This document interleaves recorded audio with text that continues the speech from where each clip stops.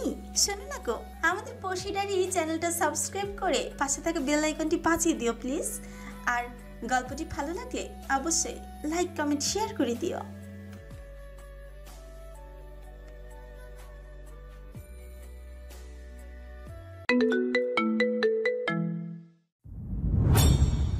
যে সম্পর্কটা বহু ঝড়ঝাপটা পেরিয়ে সৃষ্টি হয়েছিল দুজনের মাঝে, কত যত্নে আগলে রেখে রাখতে চেয়েছিল সে সম্পর্কটাকে। মাত্র 5টি মাস পরে সেই সম্পর্কটা থেকে ওকে নিষ্ঠুরভাবে বের করে দিল নফেল, দূর করে দিল ওকে নিজের জীবন থেকে।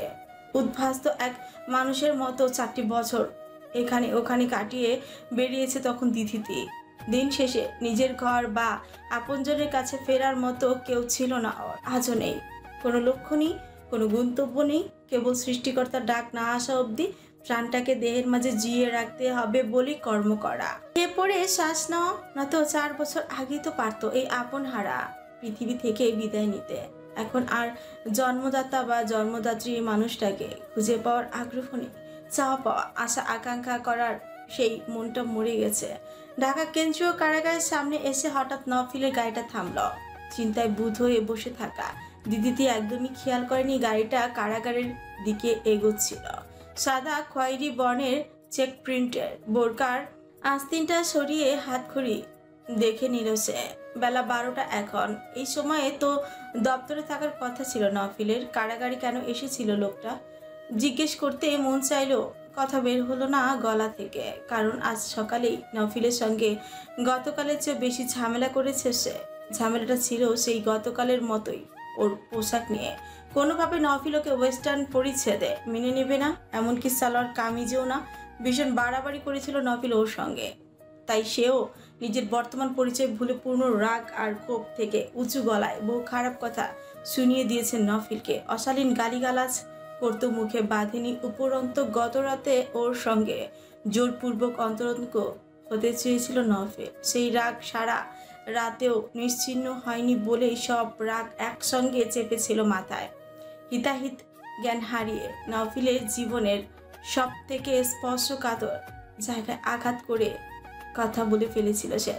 জাইন মাহতাবের চরিত্র নিয়ে গালিগালাজের সঙ্গে আজ আয়মান মেহরিনকেও টেনে এনে যাচ্ছেতাই আচরণ দিয়েছে, যা পুরোটা সময় পর্যন্ত স্তব্ধ বেশেই শুনে গেছেন নফেল।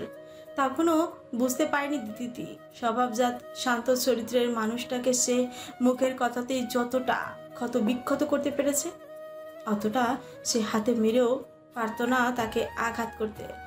কিন্তু ভুলটা পরবর্তীতে বোধগম্য হলেও আর ভেতরে ভেতরে অনুশোচনা হলেও 4 বছরের ক্রোধ আর অহংবোধ থেকে অনুতপ্ত দেখাতে ইচ্ছে হয়নি। এরপর নফিল নিজের জেদেই অটল ছিল। দিদির 20 বাক্যের বিপরীতে একটা জবাবও দেয়নি। তবে একান্ত প্রিয় নারীর গায়ে বোরকাও না চড়িয়ে ক্ষান্ত হয়নি সে। আয়নার সামনে বোরকা, হিজাব আর মাস্ক পরিহিত দিদিটি নিজেকে আপাতমস্তক দেখার পর এতটাই ক্ষিপ্ত হয়ে পড়েছিল যে গানটা ফেলেই চলে এসেছিল বাইরে। বলা বাহুল্য, নফিল নিজের ঘর থেকে দিদিটিকে পোশাক পরিবর্তন করতে বাধ্য করেছিল। এমনকি ওর জন্য বোরকা হিজাব আগে ভাগে উপস্থিত রেখেছিল সে। দিদির ফেলে যাওয়া গানটা নিজে অবশেষে বহন করে গাড়িতে এসে বসলো যখন। রাগে দিশেহারা মেয়েটি তখনও টেরই পায়নি দায়িত্বপ্রাপ্ত গানম্যান হিসেবে গানটাই ওর কাছে নেই। একটা সময় নফিল সেটা ওকে ফিরিয়ে দিতে দিতে অনুচ্ছ গলায় বলেছিল, আমার সম্পদের হেফাজত আর খেয়াল আমি 16 আনাই করতে জানি, কিন্তু আপনি এখনো তা করতে জানেন না। কথাটা দিদিকে ওর দায়িত্বহীনতাকে ইঙ্গিত করেছিল বলেই দিদিটি জান পরানো রেগে উঠে ভেতরে ভেতরে। এতক্ষণ অবধি দুজনের মাঝে ওটাই ছিল শেষ কথা বিনিময়। গাড়ির দরজাটা খুলে দিদিটি নেমে দাঁড়ানোর পরে নফিল নেমে পড়ে। সঙ্গে সঙ্গে ওর দুপাশে সটান দাঁড়িয়ে যায় দুজন কর্তব্য পরায়ণ নিরাপত্তা কর্মী, যারা একজন দিদিটি আর দ্বিতীয়জন ষণ্ড মতন এক পুরুষ। দ্বিতীয় গানম্যানের পরিচ্ছেদ দেখে যে কেউ অনায়াসে বুঝে যাবে তার পেশাকে, কিন্তু স্যুট বুট পরা, দীর্ঘ উচ্চতার সৌগঠ্যব অঙ্গের নফিলের পাশে শালীন পোশাকের দিদিটিকে দেখে ওর পেশা নিয়ে মানুষের যে ধারণা হবে তা আর ঘটা করে বলার দরকার পড়ছে না। নফিল তার ব্যক্তিগত কর্মকর্তার সঙ্গে কিছু দরকারি কথা বলার পর ব্যক্তিটি ফোন কানে ঠেকালো। ফোনের ওপাশের ব্যক্তিকে নওফিলের আগমন বার্তা জানানোর পর কল কেটে নওফিলকেই বলল অফিস রুমে আছেন। এরই মাঝে কারাগারের জ্যেষ্ঠ জেল সুপার দুজন কনস্টেবলের সাথে এসে হাজির হলেন। নওফিলকে সালাম ঠুকে অতি ভক্তির সঙ্গে ভেতরে নিয়ে আসেন তাকে নিজের অফিস কক্ষে। তাকে বসিয়ে নাস্তা পানির ব্যবস্থা করতে বেরিয়ে গেলেন নিজেই। কক্ষের বাইরে স্থির দাঁড়িয়ে তখন নওফিলের গানম্যান কাম বউ, কিন্তু খুব বেশিক্ষণ দিদিকে দাঁড়িয়ে থাকতে হলো না। দ্বিতীয় বন্দুকধারী সৈনিকের সঙ্গে ভেতর থেকে এক পরিচিত এক পুরুষের কণ্ঠে নিজের নাম ধরে ডাক পেতে কক্ষে ঢুকলো কিঞ্চিত বিস্ময় নিয়ে। ইয়াসিফকে দেখে অবাকই হলো। পেশাদারিত্ব বজায় রাখতে তাকে হ্যান্ড স্যালুট দিয়ে বসে থাকা নওফিলের পেছনে এসে দাঁড়ালো। গত দুদিন যাবৎ ইয়াসিফের মন মেজাজ তেমন একটা ভালো ছিল না, কিন্তু এই মুহূর্তে ভাইয়ের জ্ঞানম্যান ও নিজে প্রশিক্ষিত করা এসবি অফিসারকে পুরো দস্তর বোরকাতে দেখে অনিয়ন্ত্রিত ফিচেল হাসিটা বহু কষ্টে রোধ করতে হলো তাকে। সেই সাথে গত দুদিনে ভার হয়ে থাকা মেজাজটাও হালকা হয়ে গেল জাদুর মতো। দিদিটিকে আগা পাঁচতলা দেখে আর চোখে তাকালো ইয়াসিফ ভীষণ আদরে বড় হওয়া পাগলাটে স্বভাবের ভাইটার দিকে। স্বভাবজাত শান্ত মুখের অভিব্যক্তি নওফিলের। সেও তাকিয়ে আছে সামনের চেয়ারে বসে থাকা ইয়াসিফের পানে। তার চোখ মুখে হালকা ফুটে ওঠা হাসির কারণটা বেশ টের পেল সে, তবু নির্বিকারই রইল। দিদিটিকে ইশারায় বসতে বলে ইয়াসিফ জিজ্ঞেস করলো ওকে, ব্রেকফাস্ট করে বেরিয়েছে তো শরণ? Yes sir. অনেক সকালে করেছে নিশ্চয়ই, এখন বেলা হয়েছে। দুপুরের লাঞ্চটাও আজ একটু আগেই না হয় করে নাও। থ্যাংক ইউ স্যার, কিন্তু তার কোনো প্রয়োজন নেই।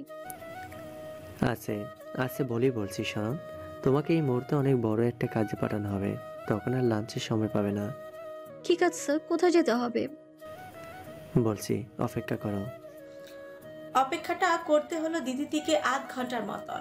জেল সুপারের দুপুরে খাবার আনতে দেখে বিরক্ত না হয়ে পালন আসে। অফিসে বসে এই খাওয়া দাওয়ার ব্যাপারটা কেমন উদ্ভট ধরনের লাগে ওর কাছে। কেবল ইয়াসিফের কড়াকড়ির কথার জন্য খেতে হলো ওকে, কিন্তু অদ্ভুতভাবে তারা দুই ভাই সেফ কফি আর কিছুই মুখে তুলল না। তা দেখে মনে মনে তাদেরকেও বেশ গালি দিল দিদিটি। খাবেই না যখন, তখন এত খাবারের ব্যবস্থা কেন করলো? তার জবাবটা একটু ঠান্ডা মাথায় ভাবলে পেয়ে যেত দিদিটি। ওকে একা খেতে বললে তো আর খেত না, তাই তিনজনের মধ্যভোজনের আয়োজনটা করা শুধু ওকে খেতে বাধ্য করার জন্য। কিন্তু কেনই বা এত কাহিনী করে ওর উদরপূর্তি করালো ওরা? বাকি খাবার অবশ্য অপচয় হয়নি, খাওয়ার লোকের অভাব তো আর নেই। এবার ইয়াসিফ মুখ খুলল, আতঙ্কবাদী জামাইকে আগামীকাল গাজীপুর কাশিমপুরের মহিলা কারাগারে নিয়ে যাওয়া হবে। যাবার আগে সে তোমার সাথে দেখা করে যেতে চায়। 4 বছর পর কেন তার আজ আমার সঙ্গে দেখা করতে ইচ্ছে হলো? মনের মধ্যে কেমন একটা খটকা লাগলো দিদিতে। তাই প্রশ্নটা করা ওর অভিব্যক্তি দুই ভাই লক্ষ্য করে দুজনই এক পলের জন্য চোখাচোখি করে নিল। অর্থাৎ চোখে চোখে কথা বিনিময় হলো তাদের। আর মনে মনে নফিল হাসলো এই ভেবে, এখনের দিদিটি আগের মতোই আর বোকা নেই। ইচ্ছেটা আমি জাগিয়েছি তার মাঝে। কেন স্যার? আমার সঙ্গে তার কথা হলে আপনার কি লাভ? যদি বলি লাভটা সম্পূর্ণই তোমার। আমার লাভ? প্লিজ কথাগুলো রহস্যময় করে তুলবেন না। আমি রহস্য ব্যাপারটা ঠিক নিতে পারি না স্যার। শেষ কথাটার পর ওর বাঁকা দৃষ্টি নফিলের দিক থেকে একবার ঘুরিয়ে আনতে ভুলল না। আচ্ছা। হাসিটুকু ধরে রেখে বলল ইয়াসিফ, লাভ কথাটা আসলে মজা করে বলেছি। প্রকৃত অর্থে তুমি তার সঙ্গে কথা বলবে তদন্তের স্বার্থে। তার সন্তান জীবনে উত্থান থেকে পতন অবধি সমস্ত গল্পটা শুনতে হবে তোমার। সে কেন বলবে? এতগুলো দিনে আপনার মতো দুর্ধর্ষ অফিসাররা যেখানে কথা আদায় করতে পারেননি, সেখানে আমি কি করে পারবো? প্রশ্নটায় নফিল বিরক্তি হলেও খুব বিরক্তিটা প্রকাশ করলো দু আঙ্গুলের ফাঁকে ঘোরাতে থাকা কলমটা ঠাস করে টেবিলের উপর রেখে। সেটা দেখে ইয়াসিফ ইশারায় তাকে সংযত হতে বলে দিদিকে বোঝালো, সে তোমাকে নিজের সন্তান স্নেহে লালন করছিল, তোমার জন্য সেই স্নেহ আজও কমেনি। সে তোমার কাছে নিজের সন্তান পরিচয়টা সবসময় গোপন রাখতে চেয়েছিল। তার জন্যই এতগুলো দিনেও তোমার মুখোমুখি হতে চায়নি লজ্জায়। তুমি তার সেই স্নেহের সুযোগটাই নেবে শরণ। এখন তুমি জিজ্ঞেস করতে পারো, তাহলে এই 4 বছর কেন তোমাকে তার মুখোমুখি করে কথা আদায় করে নিলাম না? এর জবাবটা দিতে গেলে নিজেদের ব্যক্তিগত সম্পর্কের জের ধরে কথাগুলো বলতে হবে, যেটা তুমি এই মুহূর্তে শুনতে স্বাচ্ছন্দ্য বোধ নাও করতে পারো। তাও যদি শুনতে চাও তাহলে বলি। প্রয়োজন নেই। চকিতে এই বলে উঠল দিদিতি। ডেঞ্জার সেলে নিয়ে যাওয়ার ব্যবস্থা করুন আমায়। বলে চেয়ার ছেড়ে উঠে পড়ল দিদিতি। আরো কিছু বলতে চাইছিল ইয়াসিফ, কিন্তু তার বদলে নাফিল মুখ খুলল। আপনার জীবনে জাইন মাহতাবের ভূমিকা কোথায় আর কতটুকু ছিল, এই প্রশ্নটা অবশ্যই করবেন তাকে। তা আমি জেনেছি আমার তথাকথিত বিবাহিত জীবনের আগেই। গমগমে গলায় জবাবটা দিল দিদিতি। তখনই বলে উঠল ইয়াসিফ। তুমি সবটাই আবার নতুন করে জানতে চেও শরণ? হতেই পারে যে গল্পটা জেনেছিলে তার থেকে পরবর্তীতে দেখলে সেই গল্পটাই 3rd ডিগ্রি অ্যাঙ্গেলে ঘুরে গেছে। ইয়াসিফের কথার আর মুখভঙ্গি দেখে দিদিতির মনের ভেতর কেমন একটা করে উঠল যেন, কিন্তু কোনো জবাব আর দিল না। জেল সুপার ওকে নিয়ে এলেন জাইমার কাছে। ওদের দুজনকে একাকী কথা বলার সুযোগ করে দিয়ে তিনি বেরিয়ে এলেন। ভেতরে ঢুকতে দিদিতি চোখে পড়ল কয়েদি কাপড় পরনে থাকা এক বৃদ্ধাকে। ছোট একটা টেবিলের এক প্রান্তে বসে আছে মাথা নিচু করে। দেখে মনে হচ্ছে নির্জীব নিথর। তস্ত্র পায়ে এগিয়ে গেল দিদিতি, বসলো বৃদ্ধার মুখোমুখি। আলুথালু চুল পাক ধরেছে তার সামান্যই। হয়তো এই 4 বছরের কয়েদি জীবনে এতখানি বুড়িয়ে গেছে মানুষটি। কেমন আছো মাম্মাম? প্রশ্নটা করে নিজেই অপ্রস্তুত হয়ে পড়ল দিদিতি। এমন প্রশ্নটা করা কি ঠিক হলো? জাইমা চোখ খুলে তাকালেন না। চোখের কোটরে তার জল থই থই করছে। কত বছর পর আজ সেই সন্তানের মুখোমুখি হচ্ছে, যে সন্তানকে জন্ম না দিয়েও মা হয়েছিলেন একদিন, কিন্তু এভাবে ওর মুখোমুখি তিনি হতেই চাননি কখনো। কথা বলবে না মাম্মাম? জড়তা লজ্জা নিয়ে জাইমা দৃষ্টি রাখলো দিদিতির মুখে। সেই নীল চোখের ছোট্ট রাজকন্যাকে আজ রূপবতী তরুণী বেশে দেখতে পেল, কিন্তু মনে হলো যেন সে একই আদল। একটু পাল্টায়নি তার স্মরণ। হাতটা বাড়িয়ে ছুতে চাইলেন ওকে। তা বুঝতে পেরে দিদিতি এগিয়ে এলো, মুখটা গালে হাত ছুঁয়েই বললেন জাইমা, আমাকে দেখে ঘেন্না হচ্ছে তাই না? না, সত্যিই না। তাহলে এতদিন কেন এলে না? পরিস্থিতি আমার প্রতিকূলে ছিল না মাম্মাম। তোমার স্বামী নিশ্চয়ই দেখা করতে দেয়নি। বুঝেছি। তার ভুল ভাবনাটুকু শুধরে দিল দিদিতি। তার ভুল ভাবনাটুকু শুধরে দিল না দিদিতি। জানাতে চাইল না সে এখন স্বামী পরিত্যক্তা নারী। বলা, তোমার সামনে বসা মেয়েটা এখন স্পেশাল ব্রাঞ্চের একজন অফিসার মাম্মাম। তাই? সত্যি? অবাক কণ্ঠে খুশিও প্রকাশ পেল জাইমার।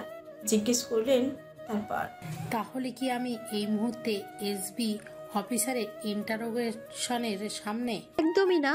তুমি যে শরণকে সন্তান স্নেহে ভালোবেসেছিলে, সেই সন্তানের সামনেই এখন। জবাবে নীরব থাকলেন জাইমা। শুধু চেয়ে দেখতে থাকলেন অপলক দিদিতিকে। তিনি প্রকাশ করতে পারছেন না ওকে আজ এত কাছে পেয়ে এতদিনের সব কষ্ট ঝাপসা হয়ে আসছে তার। কেন আবার ফিরে গেলে সন্ত্রাসবাদ জীবনে? এমন পরিণতি কি আজ হওয়ার ছিল তোমার? ছিল সোনা, আমার পরিণতি এমনই হওয়ার ছিল। আমি তো তোমার সঙ্গে আমার সাক্ষাৎটা এমন ভাবে চাইনি। কেন ফিরলে ওই জীবনে? বলবে আমায়। ফিরেছিলাম আরো বহু আগে। কেন ফিরেছিলাম এর সঠিক কোনো জবাব নেই আমার কাছে। ভীষণ নিঃসঙ্গ জীবন ছিল আমার। নিঃসঙ্গতার কি যে যন্ত্রণা তা খুব বুঝেছিলাম তোমাকে আর রেজাকে হারিয়ে ফেলার পর। জাইমার বিষণ্ণ ঘোলাটে মনির চোখ জোড়াতে চেয়ে দিদিতি হয়তো একটুখানি উপলব্ধি করতে পারলো তার বুকের ভেতরে জমে থাকা দুঃখকে। কারণ নিঃসঙ্গ জীবনে সত্যি কতটা যাতনার তা যে সেও গত 4 বছরে সয়ে আসছে। হাতটা বাড়িয়ে এবার সে জাইমার হাতে স্পর্শ করলো। নিজের হাতের মুঠোর মধ্যে জাইমার জীর্ণ শীর্ণ হাতটা চেপে ধরে বলল, তুমি আজ সাধারণ একটা জীবনে থাকলে আমি আজই তোমার সঙ্গী হতে পারতাম মাম্মাম। আমার নিঃসঙ্গতাও ঘুচতো। তুমি কেন নিঃসঙ্গ হবে সোনা? আল্লাহ তাআলা তোমার জীবনে সুখে পরিপূর্ণ করুক। আমি সবসময় এই দোয়াই করে এসেছি। কখন যেন দিদিদের চোখ দুটো ভিজে উঠেছে, অশ্রুবিন্দু গড়িয়ে পড়ার সুযোগ দিল না সে। কান্না গিলে বলল, আমাকে আজ সবটা বলবে মাম্মাম? তোমার জীবনের সঙ্গে জড়িত থাকা সবার কথা জানতে চাই আমি। জাইন মাহতাব আর আয়মান মেহরিনকেও জানতে চাই তোমার ভাষায়। এ পর্যায়ে আবারও নীরব দেখালো জাইমাকে। তবে তিনি ভাবছেন আর কোনো মিথ্যে গল্প তিনি দিদির মগজে ঢুকাবেন না। তিনি জানেন দিদিটি সুখে আছে নফিলের কাছে, তাই আর কোনো মিথ্যে বলে দিদির মনে শেখ পরিবারের প্রতি বিতৃষ্ণা জন্মাতে দেবেন না তিনি। অতীতে প্রতিশোধ পরায়ণ হয়ে এমনটি চাইলেও এই 4 বছরে তিনি নিজের ভুলগুলোকে উপলব্ধি করেছেন। এখন তাই অপেক্ষাতে আছেন কবে তার এই নিঃসঙ্গ অভিশপ্ত জীবনে সমাপ্তি ঘটবে। জাইন আর আরমানকে জানতে চাও শুধু? প্রশ্ন চোখে তাকালেন জাইমা। তবে তার চোখে চেয়ে দিদিটির মনে হলো তিনি আরো গুরুত্বপূর্ণ কারো কথা জানতে চান। তাই জিজ্ঞেস করলো, দিদিটি আমার জন্ম দেয়া মানুষ দুটোর কথাও জানো তুমি মাম্মাম? জানি, সেই মানুষ দুটো ভীষণভাবে জড়িয়েছিল জাইন আর আরমানের সঙ্গে। কেঁপে উঠলো দিদিটির বুকের মধ্যে।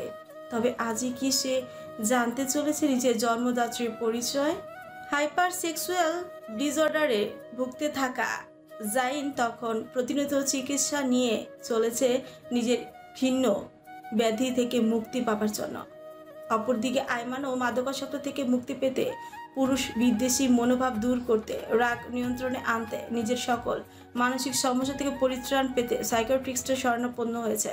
সেই সাথে সাইকোলজিস্ট জেরিনও তাকে রোজ কাউন্সেলিং করতে আসে। এর সবটাই কৃতিত্ব কেবল তাদের একমাত্র রাজপুত্র নফিলের ছিল। সে তখন দেব শিশু। ও জন্ম নেওয়ার পরই হাসপাতালের নার্স, ডাক্তার থেকে শুরু করে বহু রোগীর স্বজনরাও ঘুরে ফিরে শুধু ওকেই দেখতে আসতো। এমন চমৎকার একটি বাচ্চার বাবা হতে পেরে জাইনের কি যে গর্ব হতো। ওর 4 বন্ধুরা মজার ছলে আফসোসের সুরে বলে উঠত। তবে এই আফসোসের গান বেশি দিন শোনা যেত জাইনের বন্ধু স্যামুয়েলের গলাতেই। ও ঈশ্বর, আমরা কি জেনের চেয়েও বড় পাপী? আমাদের নচ্ছার মেয়ে বন্ধুগুলোর মাধ্যমে তো এমন একটা শিশু দিতে পারতে। তবে এই আফসোসের গান বেশি শোনা যেত জাইনের বন্ধু স্যামুয়েলের গলাতেই। কিন্তু নফিলের জন্ম নেবার আগেই এই সুখী গল্পটা ছিল পুরোটাই উল্টো। শিয়ানে শিয়ানে লড়াই যাকে বলে। জাইন আর আয়মানের মাঝে সম্পর্কটার বিবরণ দিতে গেলে এক কথায় বলতে হবে, ওরা চেষ্টা করতো শুধু কে কাকে হারাবে, কে কাকে কাবু করবে। এরই মাঝে জাইনের নিজের অস্বাভাবিক শারীরিক চাহিদা পূরণের জন্য সে বিয়ের পর পরনারীর বদলে আয়মানকে বেছে নেয়। কিন্তু আয়মানের তো এই সম্পর্কটার প্রতি ছিল সব থেকে বিতৃষ্ণা।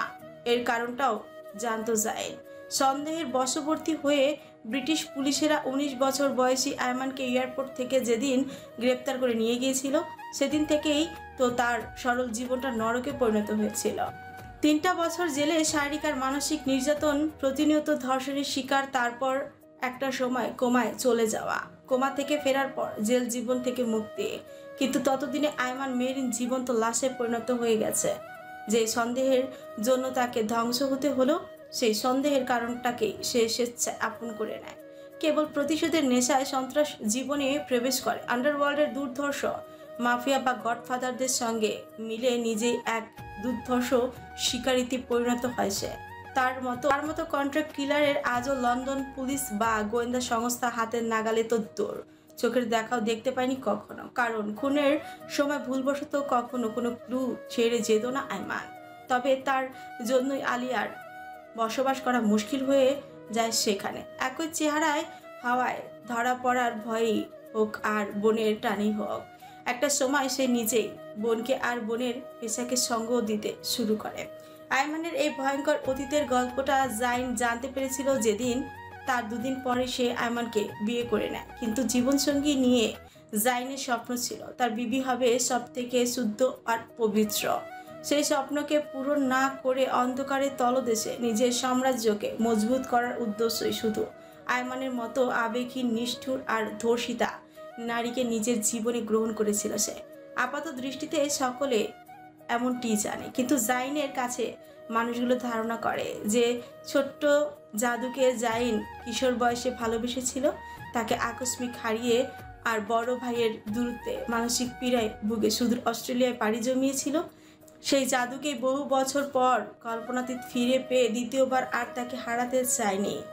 তাই তো আয়মানের শত নিষ্ঠুরতা সহ্য করেও তাকে কৌশল খাটিয়ে বিয়ে করে নেয়। তবে আয়মানের মতো আবেগহীন নারীকে কি আদৌ কোনো কৌশল অবলম্বন করে বিয়ে করতে বাধ্য করা সম্ভব ছিল?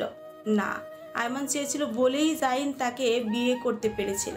কিন্তু আয়মান কেন নিজেকে ধরা দিয়েছিল, এ নির্দিষ্ট কোনো জবাব আজ অবধি কেউই জানতে পারেনি। তবে কেউ যদি বলে তার মতো হৃদয়হীন মেয়ে জাইনের স্বরূপ জানার পরও ভালোবেসে ফেলেছিল, হয়তো। কিন্তু এই কথাটা হবে রূপকথার গল্পের মতো, কারণ পুরুষ বিদ্বেষী আয়মান চরিত্রহীন পুরুষকে বিনা কারণে খুন করতেও দ্বিধা করতো না। সেই মেয়েটি জাইনের হাতে ধরা দিয়েছিল স্রেফ নিগুড় কোনো উদ্দেশ্যেই। সেই উদ্দেশ্যটি কি ছিল সেটি কেবল আয়মানই জানত। আলিয়া কখনো জানতে পারেনি তা। বিয়ের পর জাইন আয়মানকে কবজা করার জন্যই হোক আর নিজের প্রতি তাকে দুর্বল করার উদ্দেশ্যেই হোক, নিজের অস্বাভাবিক কামনা বাসনা চরিতার্থ করতে সে চতুরতার সঙ্গে আয়মানের খাবারের সঙ্গে উত্তেজক ঔষধ মিশিয়ে দিত। অর্ধ অচেতন আয়মান ঠিক তখনই ওকে কাছে টেনে নিত নিঃসংকোচে। তবে মাদকাসক্ত আয়মানকে এই ঔষধ ক্ষতিগ্রস্ত করতে পারে ভেবে জাইন এই এমন পন্থা থেকে সরে আসে একটা সময়। তাই বলে বইয়ের প্রতি দয়ালু বা কোমল হতে পারেনি সে। নিজের বাসনা নিয়ন্ত্রণাধীন হওয়ার ফলেই সে সচেতন আয়মানকে মাঝে মধ্যে জোরপূর্বক কাছে টেনে নিত। ঠিক সেই সময়টিতেই পাগল হয়ে উঠত আয়মান। অতীতের দুর্বিষহ স্মৃতি এসে হানা দিত তার মানসপটে। পাগলের মতো চিৎকার করে কাঁদতে কাঁদতে জাইনকে ক্ষত বিক্ষত করে তুলত। অগণিতবার সে জাইনকে হত্যা করার প্রচেষ্টাও চালিয়েছিল, আর তাতে যতবার ব্যর্থ হয়েছে ততবারই উম্মাদের মতো নিজের শরীরকে কষ্ট দিয়েছে মাত্রাতিরিক্ত মাদক দ্রব্য গ্রহণের মাধ্যমে। এরই মাঝে অনাকাঙ্ক্ষিতভাবে তার গর্ভে দুটি প্রাণ চলে আসে। তার নিজের শারীরিক পরিবর্তনে যখন টের পায় সে নিজেই উদ্যোগে চেক আপ করতে চলে আসে হাসপাতালে। গর্ভধারণের রিপোর্টটা হাতে পাবার পরপরই সে ঠান্ডা মাথায় আরও ভয়ানক পরিকল্পনা করে বসে। তখন জাইনকে মেসেজ করে খবরটা জানায় সে, এবং আরও একটি মেসেজ করে, ওয়েল, আমি তোমাকে একটা শর্ত সাপেক্ষে চমৎকার দুটো বাচ্চা দান করব জাইন। শর্তটা হলো রাশিয়ান মাফিয়া সংগঠনের কাছে আমার গুড ইমেজ তৈরি করে দিতে হবে তোমাকে। ওদের ধারণা আমি ইউএসের হেলথ এজেন্সির চক্রের হয়ে কাজ করছি। এ কারণে ওরা আমার প্রতি বিশ্বাস হারিয়েছে, আমার প্রতি ওরা ক্ষিপ্ত। অস্ট্রেলিয়ার বাইরে আমি নিরাপদ নই, তাই ওদের বিশ্বাসটা আমি ফেরত চাই। আর আমি জানি ওদের সঙ্গে তো বর্তমান গুড কালেকশন হয়েছে তোমার, তাই তুমি কাজটা করতে পারলেই তোমার বেবি আর ইউটেরাসে বেড়ে উঠবে, নয়তো আজই ফিনিশ হবে এই ফিটাস। এবং এটি ছিল আয়মানের জাইনকে বিয়ে করার কারণ। প্রথমত আয়মান জাইনের হাতে পালিয়ে গিয়ে রেহাই পেলেও রাশিয়ান মাফিয়া সংগঠনের হাতে পড়ে যেত। এই সংগঠন ওকে সন্ত্রাস জীবনে প্রবেশে সহায়তা করে, তাই এরকম এদের কাছে আয়মান ছিল ঋণগ্রস্ত। এবং দায়বদ্ধ। কিন্তু একটা সময় সে যখন নিজের মতো স্বাধীনভাবে চলাফেরার জন্য অন্য একটি টেররিস্টের দলের সঙ্গে বাংলাদেশ যায়, সেখান থেকে ফিরে আসার পর প্রথমে আমেরিকা ঢুকেছিল সে, তখনই রাশিয়ান মাফিয়াদের কোনো এক এজেন্ট তাদের জানায় আয়মান হেলস এঞ্জেলসের চক্রের সঙ্গে ওঠা বসা করছে। তারপরই আয়মানকে বেমানির সাজা দিতে মরিয়া হয়ে পড়ে ওরা, এবং এদের হাত থেকে বাঁচতে সে অস্ট্রেলিয়ার কোনো এক শহরে আশ্রয় নেয়। কিন্তু দুর্ভাগ্যক্রমে সেখানে সে জাইনের কবলে পড়ে। তবে জাইনকে প্রথমে হেনস্থা করলেও পরবর্তীতে নিজে থেকে সে জাইনকে বিয়েতে সম্মতি জানায়। এর কারণটা ছিল একটাই, তথ্য পেয়েছিল সে রাশিয়ান মাফিয়া সংগঠনের সঙ্গে জাইনের নানা রকম লেনদেন শুরু হয়েছে, বেশ ভাব জমে উঠেছে তাদের মাঝে। তাই জাইনকে ব্যবহার করে নিজের পুরনো দলের কাছে ফিরে যেতে চেয়েছিল সে। বিয়ের পর জাইন তার এই গোপন উদ্দেশ্যটি কোনোভাবে খুঁজে পাচ্ছিল না, কিন্তু ওই যে মেসেজটির পর সে যখন অবগত হলো আয়মানের উদ্দেশ্য, তখন আয়মানের দেওয়া শর্ত শুনে অনায়াসে রাজি হয়ে যায়। যদিও এত সহজে ওর মেনে নেওয়ার ব্যাপারটি আয়মানের হজম হয়নি। সে নিশ্চিত ছিল জাইন সঙ্গোপন তার জন্য কোনো না কোনো ফাঁদ পেতেই রেখেছে, কিন্তু সেটা কি হতে পারে তা খুঁজতে খুঁজতে গর্ভকালীন সময়ের 9.5 মাস কেটে যায়। আর এই সময়টুকু ছিল আয়মানের জীবনের মোড় ঘুরিয়ে দেওয়ার মূলধন, মূল্যবান চাবিকাঠি। কোনোভাবেই এক ফোঁটা মাদক সে নিতে পারেনি শরীরে, পারেনি জাইনের দৃষ্টিসীমার বাইরে যেতে, এবং সেই সাথে তাকে জাইনের কামনার শিকারও হতে হয়নি। সব কিছু মিলিয়ে স্বস্তি আর অস্বস্তি নিয়ে কিছুটা স্বাভাবিক জীবনের স্বাদ পায় সে। আর উল্টো দিকে জাইনের জন্য ছিল এই কটি মাস অসহ্য যন্ত্রণা সমতুল্য। নিজের দেহের ক্ষুধায় কাতরিয়েছে সে প্রতিটি দিনই, কিন্তু না পেরেছে আয়মানের কাছে যেতে আর না অন্য কোনো নারীর। দুজন সব সময় একে অপরকে হারানোর নেশায় মত্ত থাকত বলেই ছোট বড় কোনো সুযোগই তারা বাদ দিত না। আয়মান ওকে আরও একটি শর্ত আরোপ করেছিল, 4 মাসের গর্ভাবস্থায় যদি কখনো সে টের পায় জাইন দ্বিতীয় কোনো নারীকে কাছে টেনেছে, তবে নিজের জীবন ঝুঁকিতে ফেলে হলেও সে বাচ্চা গর্ভপাত করে ফেলতে একবারও ভাববে না।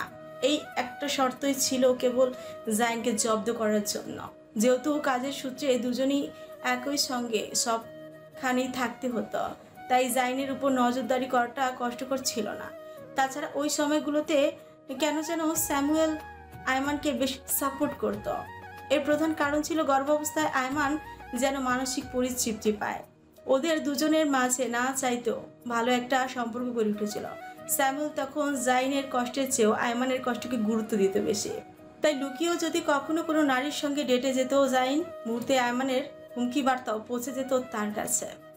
আর এই স্পাইগিরি কাজটা করতো স্যামুয়েলই। এই ব্যাপারটার জন্য জাইন মাঝে মধ্যে চড়া হয়ে উঠতো স্যামুয়েলের প্রতি। জাইনের এই দশা দেখে তখন বাকি 3 বন্ধুরা হাসি ঠাট্টা করতে ভুলত না। এই সময়টার পর আয়মান 2টো দেব শিশুর জন্ম দিল, যাদের মাঝে কন্যা শিশুটি বাঁচল না। আয়মানকে খেপাতে জাইন মুখে সব সময় পুত্র সন্তানের বুলি আওড়াল। বাবা হিসেবে কখনই কামনা করেনি ও বা প্রত্যাশাও করেনি সৃষ্টিকর্তা কন্যা সন্তান ওকে দিয়েও ফিরিয়ে নিবে নিজের কাছে।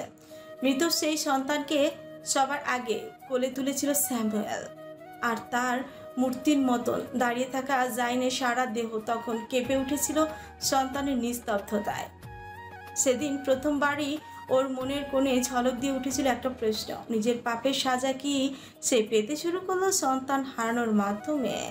দাফনের আগ পর্যন্ত জাইন কাপড়ের মোড়ানো কন্যাকে বুকের কাছে চাপড়ে ধরে রেখেছিল অনেকক্ষণ। সবার অগোচরে অশ্রু টলমলে চোখ দুটো নিয়ে মুছে দিয়েছিল দ্রুত। তারপর হাসপাতালে ফেরার পর সামলাতে হয় ওকে আরেক ঝক্কি। আয়মানের মানসিক অবস্থা এতটাই ভয়াবহ পর্যায়ে চলে গিয়েছিল যে একজন সেবিকা ইতিমধ্যে খুন হতে গিয়েও ভাগ্যক্রমে বেঁচে গিয়েছিল। ওর দাবি ছিল সে মৃত সন্তান জন্ম দেয়নি, কিন্তু বোকা সেবিকা সত্যটা জানিয়েই ফেঁসে যায়। পর মুহূর্তে জাইন উপস্থিত হয়।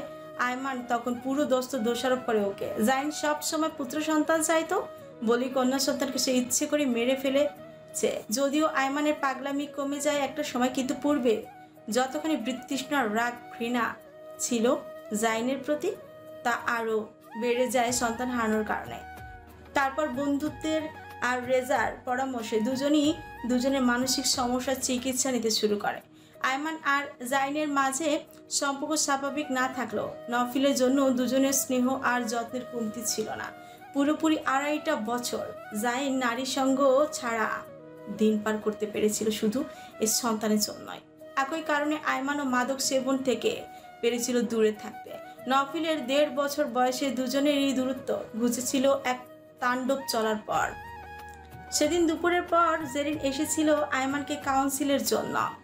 তবে এর বাইরে আয়মানের সঙ্গে জেরিনের খুব একটা সখ্যতা গড়ে ওঠেনি।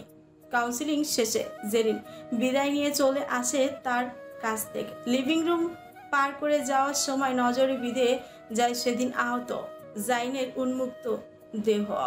ছোট্টখাটো একটা অ্যাক্সিডেন্ট করে ঘরে ফিরেছিল জাইন। পেটের কাজটায় ওর কাছে কেটে গিয়েছিল বেশ খানিক। শোবার ঘর অবধি না গিয়ে লিভিং রুমে বসে নিজের ক্ষত পরিষ্কারে ব্যস্ত ছিল। জেরিন তা দেখে ছটফটিয়ে উঠে ওকে সাহায্যের জন্য ছুটে যায়। একরকম জোর করে সে জাইনকে বসিয়ে ওর ক্ষততে ঔষধ লাগিয়ে ব্যান্ডেজ করে দিতে থাকে। রেজার সুবাদে জেরিনের সঙ্গে জাইনের সম্পর্ক কিছুটা বন্ধুর মতোই ছিল তখন। আবার রোজ রোজ আয়মানের জন্য বাসায় যাতায়াত ছিল বলে সেই বন্ধুত্বের সম্পর্কটা আরও ভালোই হয়েছিল। তবে সেটাই যে জেরিনের জন্য কাল হয়ে দাঁড়াবে তা জেরিন বা জাইন কেউই কোনো দিন ভাবেনি।